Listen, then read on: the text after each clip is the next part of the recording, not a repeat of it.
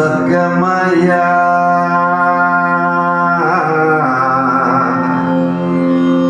తమసోమా జ్యోతిర్గమయా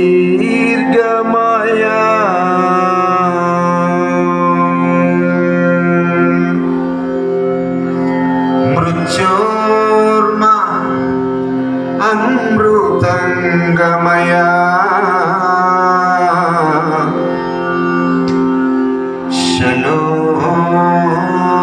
శాంతి shalom శాంతి shalom.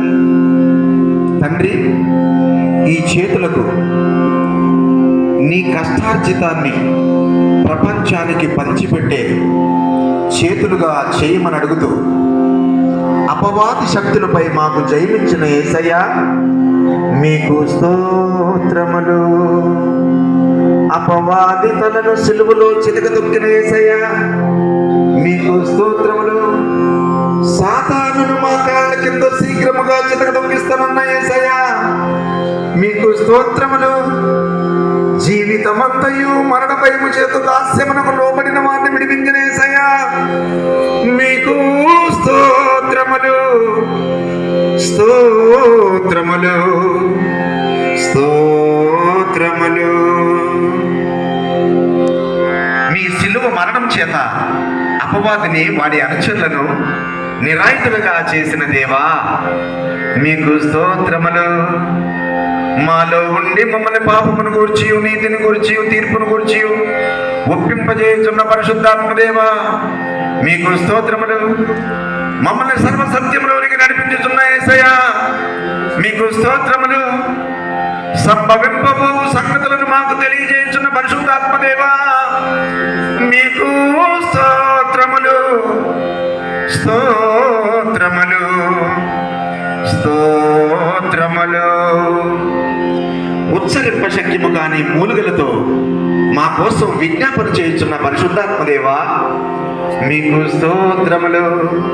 సమస్తమును మాకు బోధించుతున్న పరిశుద్ధాత్మ దేవా మీకు స్తోత్రములు. మా కోసం నిరంతరము తండ్రికి విజ్ఞాపన చేయుచున్న పరిశుద్ధాత్మ దేవా మీకు స్తోత్రములు. పరలోకంలో మా కొరకు నివాసములు ఏర్పరచున్న యేసయ్యా మీకు స్తోత్రములు. ముత్యపు కుంభములు కలిగి బంగారపు వీధులు కలిగి పరిశుద్ధ పట్టణానికి మమ్మల్ని తీసుకువెళ్ళబోచున్న యేసయ్యా మీకు స్తోత్రములు. పరలోకానికి మమ్మల్ని తీసుకువెళ్ళటకు వచ్చుచున్న యేసయ్యా మీకు స్తోత్రములు. చివరి మాట, మన జీవితంలో దేవుడు ఇచ్చిన ప్రతి వాటిని బట్టి మనము ప్రతిరోజు కృతజ్ఞతాస్తుతులు చెల్లిస్తే దేవుడు నిశ్చయముగా వాటి విషయంలో రెట్టింపు ఆశీర్వాదం ఇస్తాడు. ఉదాహరణకు దావీదు దేవుణ్ణి స్తుతించినప్పుడు దేవుడు అతనిని గొర్రెలు కాచుకునే స్థితి నుండి రాజుగా హెచ్చించాడు.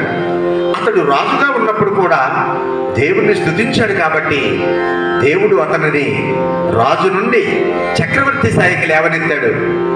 కావున మనము కూడా మన జీవితంలో దేవుడు ఇచ్చిన ప్రతి వాటిని బట్టి కృతజ్ఞతాస్తుతులు చెల్లిస్తే దేవుడిచ్చే రెట్టింపు ఆశీర్వాదం పొందుకుందాము. తండ్రి, ఈరోజు విక్టరీ వెంకట్, నా తమ్ముడు పవర్ఫుల్ ప్రశాంత్, ఇందిర, ఈ రెండు కుటుంబాలను ప్రపంచానికి వెలుగుగా చేసి తెలుగు వారి సామర్థ్యము ప్రపంచానికి తెలియచేయునుగాక.